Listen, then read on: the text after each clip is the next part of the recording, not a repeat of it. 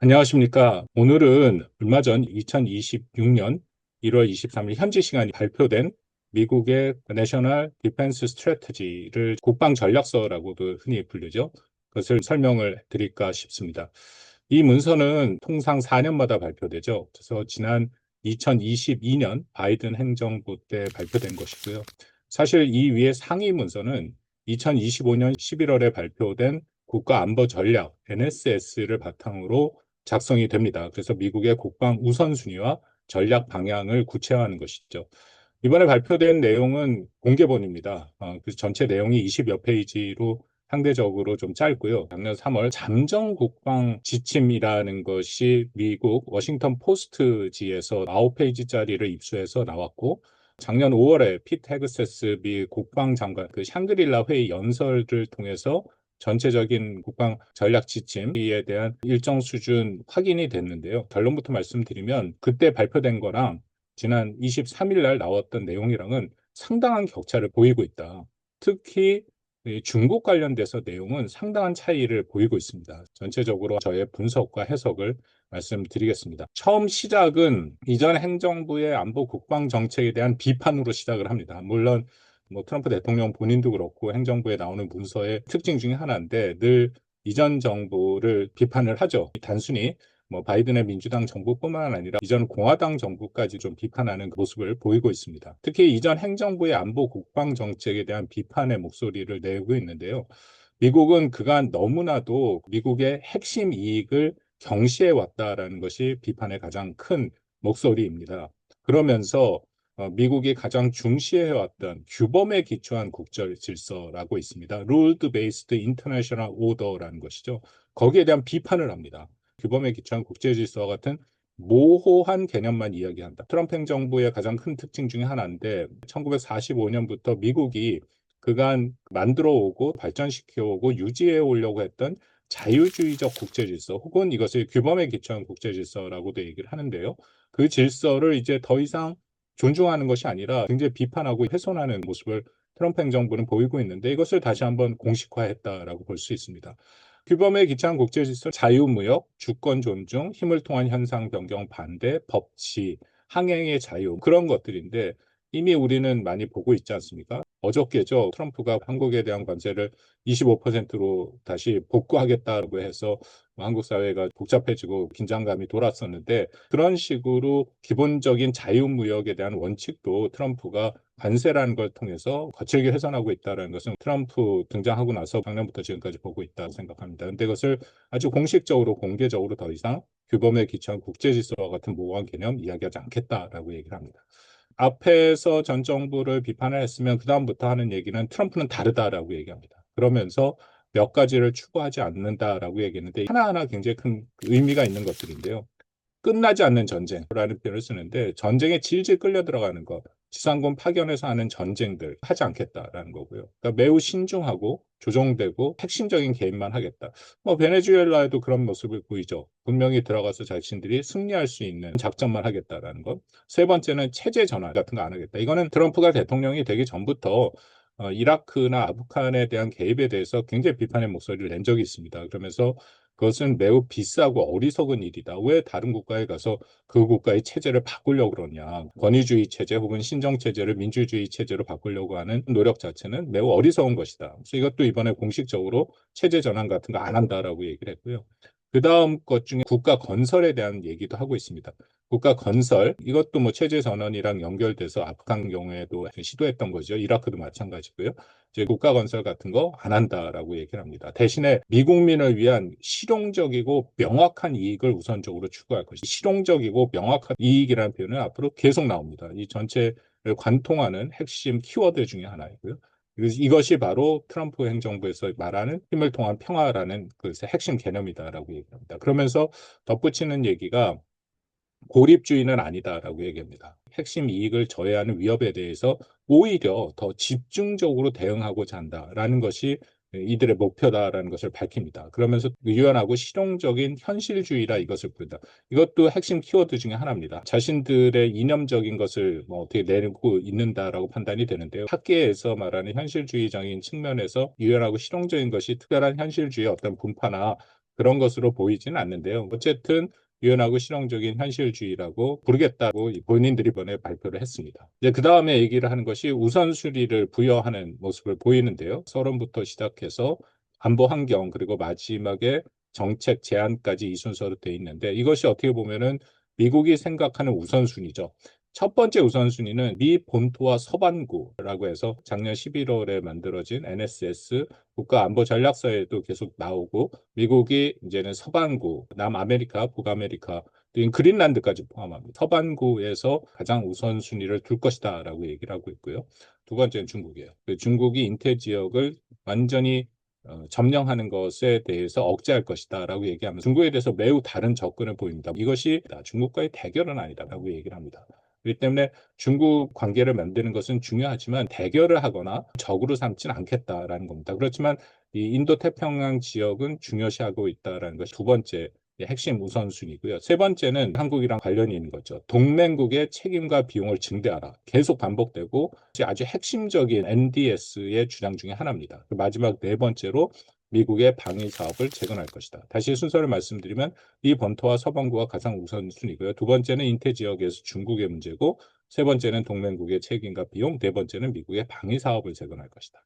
이제 이것을 이렇게 발표를 하고 나서 서론에서 자세한 설명을 합니다. 중요하게 우리가 관심을 가져야 될 내용만 짧게 설명을 드리겠습니다. 첫 번째는 미국 본토와 서반구 방어가 중요하다 얘기를 하면서 골든돔 얘기를 나옵니다. 미사일 방어 체계인데 트럼프가 골든돔을 만들어서 본인의 표현은 이스라엘의 방어망보다 100배나 더 좋은 방어망을 만들겠다라고 얘기를 합니다. 미국 본토와 서반구를 보호하기 위해서 골든돔을 만들 것이고 그것이 하나의 수단이고 또 하나는 창과 방패라는 얘기 나오는데 이것은 방패고요. 창으로는 강력하고 현대적인 핵 억지력을 유지할 것이다.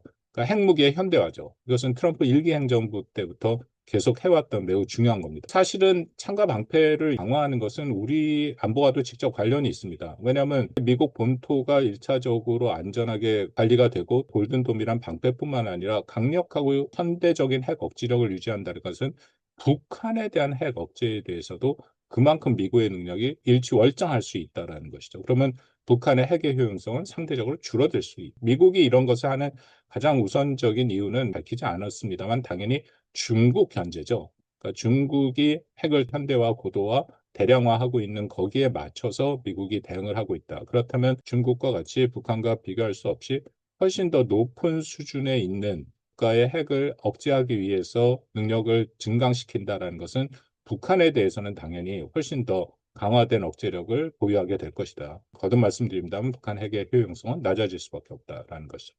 그리고 서반구 지역을 얘기를 하는데 핵심 이익이 있는 지역을 특정해서 얘기합니다. 파나마 운하도 소유하겠다고 트럼프 대통령이 계속 얘기하고 있고 멕시코만이라고 부르는 것을 아메리카만이라고 불리는 그 지역 또 그린란드가 들어갑니다.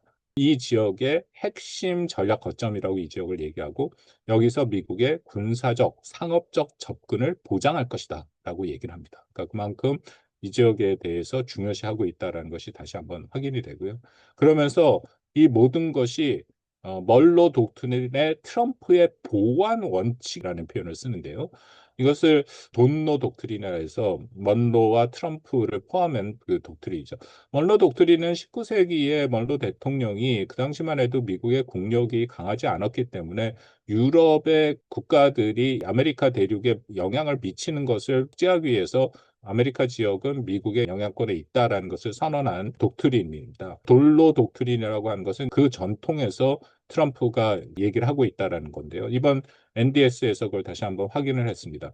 일단 코로널리라는 표현 자체가 우리말로 하면 귀결, 당연한 결과, 그러니까 어떤 원칙이나 명제 같은 사실에서 자연스럽게 따라오는 결론이라는 것입니다. 그래서 트럼프의 코로널리는 멀러 독트린의 보안 원칙으로서 당연하게 따라오는 것이다. 다시 해석해서 말씀을 드리면 서반구에서 미국의 이익이 위협을 받을 경우에 미국은 주저없이 직접 군사적인 수단을 포함해서 강제 조치를 취할 권리와 의무가 있다라는 일종의 트럼프식 해석이죠. 좀 더 쉽게 표현드리면 서방구는 미국의 영향권이고 그것을 지키기 위해서는 군사적 수단도 얼마든지 동원할 수 있다고 얘기를 하고 있습니다. 그것을 이번 국방전략 지침에 아주 명확하게 포함을 시켰죠. 두 번째는 이제 중국 얘기를 하는데요. 부재처럼 붙은 것이 대결이 아닌 힘을 통해 인도 태평양에서 중국을 억제한다라고 얘기를 합니다. 이 부분이 가장 핵심인데 이전에와는 굉장히 다른 절제된 언어를 써서 중국을 얘기합니다. 트럼프 대통령은 안정적인 평화, 공정한 무역,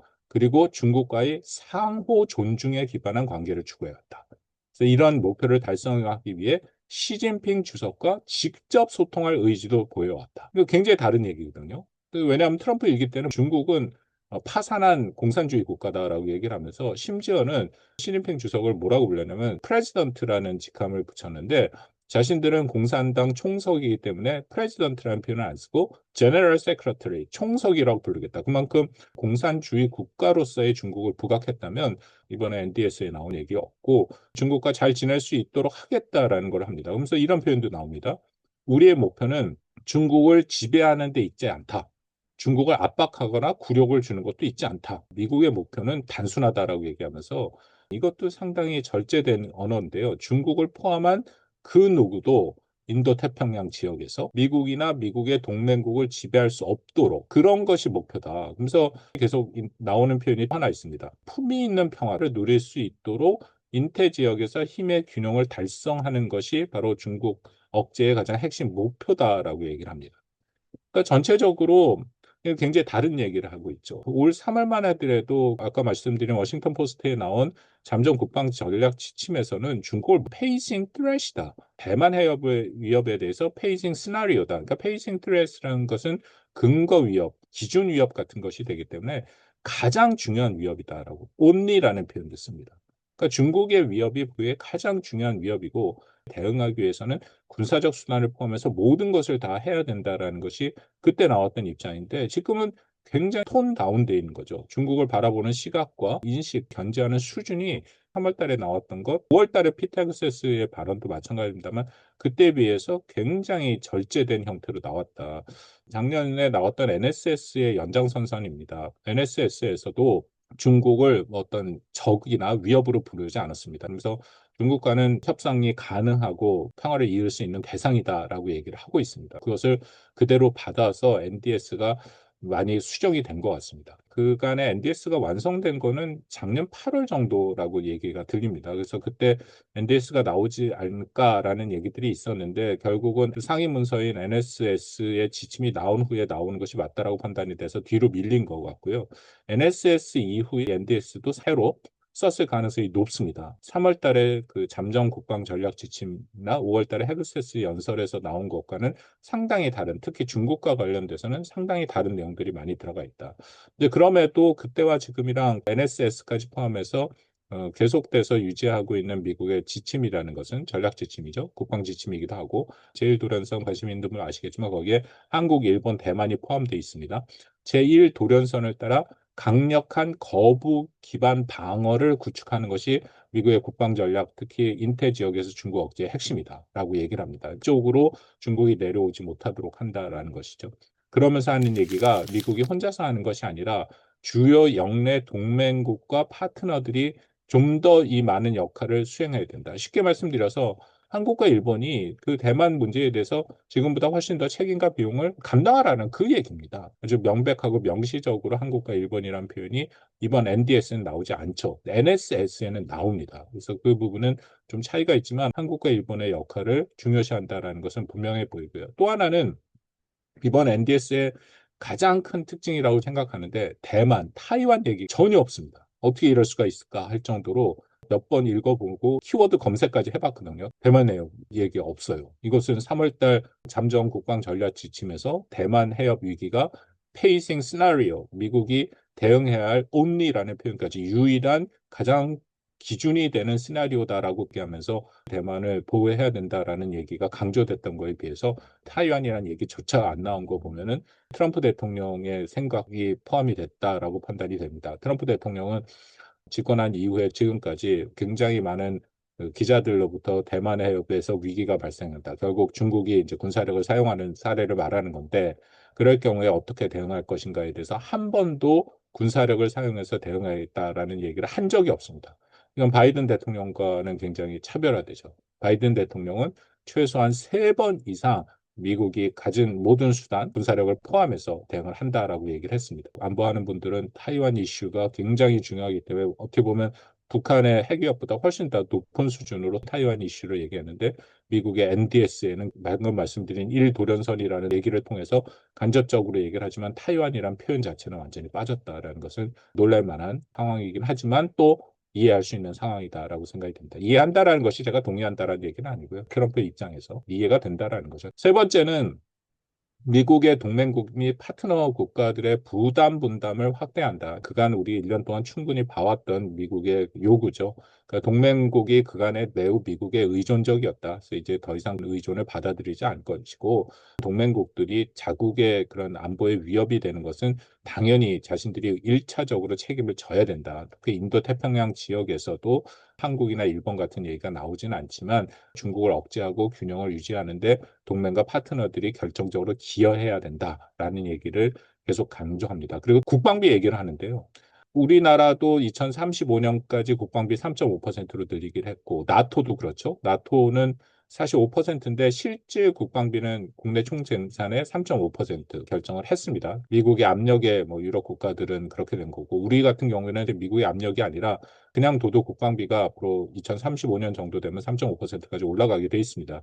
연간 국방비 상승률을 생각한다면 2025년을 기준으로 북한의 실존하는 위협에 노출된 상태에서 국방비를 줄일 수는 없는 상황이고 국방 자원 인력도 줄어드는 상황이라서 어쩔 수 없는 지출이 늘어나는 거죠. 근데 중요한 것은 여기 NDS에서 다시 한번 이런 3.5%가 새로운 글로벌 기준이다. 글로벌 스탠다드라는 표현을 씁니다. 국방비가 3.5%가 쓰이는 것이 앞으로 미국의 동맹국한테 다 요구할 것이다. 그것이 맞다라고 얘기를 하죠. 그래서 이거를 보면서 그럼 앞으로 일본도 하는 생각이 듭니다. 일본은 2%로 맞춘다 했는데 일본이 3.5%로 늘린다라는 것은 굉장히 큰 의미가 있는 것이라고 생각이 되거든요. 그렇기 때문에 과연 일본은 어떻게 할 것인데 일본한테도 적지 않은 압박이 될 가능성은 있다고 생각을 합니다. 이것이 이제 서론에서 나온 파트고요. 그다음 뒷부분은 많은 부분이 이렇게 반복이 되기 때문에 제가 말씀을 드리겠습니다. 세 번째는 안보 환경도 같은 순서로 나오고 있고 중국에 대해서도 앞에 말씀드렸던 내용들이 반복됩니다. 타이완 얘기도 안보 환경에 전혀 없고요. 그 다음에 러시아 얘기가 나오고 네 번째가 이란, 다섯 번째 북한 얘기가 나옵니다. 상대적으로 앞에서 다뤘던 것들 비해서 짧게 문단으로 따지면 한 네, 다섯 문단 정도로밖에 되지 않습니다. 북한은 미국의 동맹국인 대한민국과 일본에 대해서 군사적 위험을 갖추고 있다. 그런데 북한의 대규모 재래식 전력은 상당 부분 노후화돼 있고 유지 관리가 미흡한 상태이다. 그럼에도 한국은 북한의 침공 위협에 대해서 경계를 늦추면 안 된다라고 얘기를 하고 있고요. 북한의 미사일 전력에 대해서는 재래식뿐만 아니라 핵무기를 탑재하고 있다. 그래서 일본과 한국에 대해서는 목표물을 타격할 수 있는 능력을 갖추고 있다라고 평가를 하고 있고 그러면서 북한의 핵전력은 점점 더 미국 본토를 위협할 수 있는 그 능력을 갖추고 있다라고 얘기합니다. 이게 중요한 표현인데 미국의 본토를 타격할 수 있는 능력을 확실히 가졌다라고 단정적으로 얘기하지는 않습니다. 위협할 수 있는 능력을 갖추어 가고 있다. 그러면서도 이러한 북한의 위협은 미국 본토에 대한 명백하고 현존하는 위험이다라고 또 얘기를 하고 있습니다. 다시 말씀을 드리면 북한의 위협이라는 것은 한국과 일본에게는 분명히 능력을 갖추고 있다라는 것을 얘기하고 있고 또 미국에 대해서도 현존하고 명백한 위협이 있지만 그 능력이 완벽하게 갖춰져 있는 것은 아니고 갖춰가고 있다라는 것이죠. 2022년 NDS랑 비교를 해서 말씀을 드리겠습니다. 일단 위협 인식의 우선순위가 변화됐습니다. 2022년에는 중국과 러시아가 최우선 전략 과제였고 그 다음이 북한이었죠. 근데 2026년 NDS에는 북한의 순서가 중국, 러시아, 이란 뒤로 밀리면서 상대적으로 하향됐다라는 것입니다. 억제 역할에 대해서도 2022년 NDS는 미국 주도 그 확장 억제가 강조되는데 이번 NDS에서는 확장 억제 얘기가 전혀 없습니다. 그냥 한국이 주도적인 역할을 하고 미국은 제한적인 지원을 한다라는 거. 물론 핵에 대한 얘기는 빠져 있고요. 이것은 뭐 얼마 전에 콜비가 와서 한 연설에는 핵에 대해서는 중요시한다. LBG 콜비가 한국에 와서 핵에 대해서는 여전히 미국이 확장 억제를 제공해 줄 것이다라는 얘기를 구두로 하긴 했습니다. 지금 문서에는 포함되지 않았다. 이게 2022년과 차이다라고 생각합니다.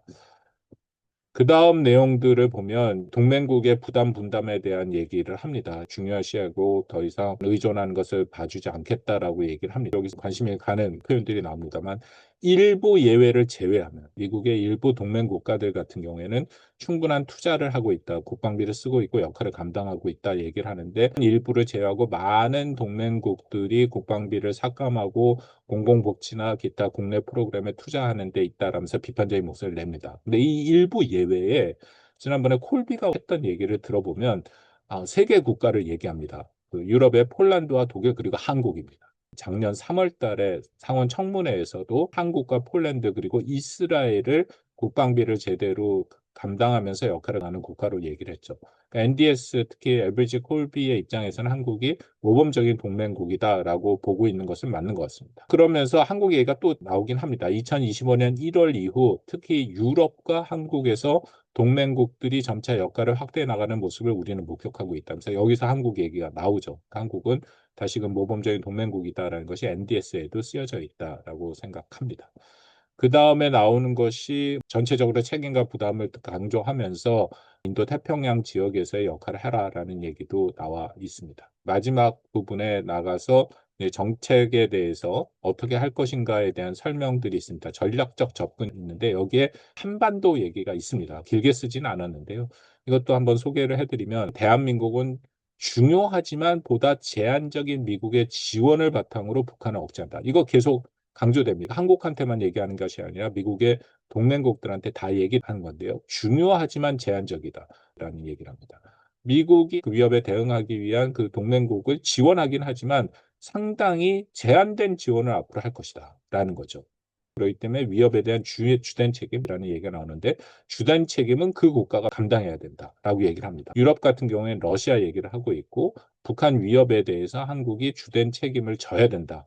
그리고 미국의 지원은 제한될 것이다라고 얘기를 합니다.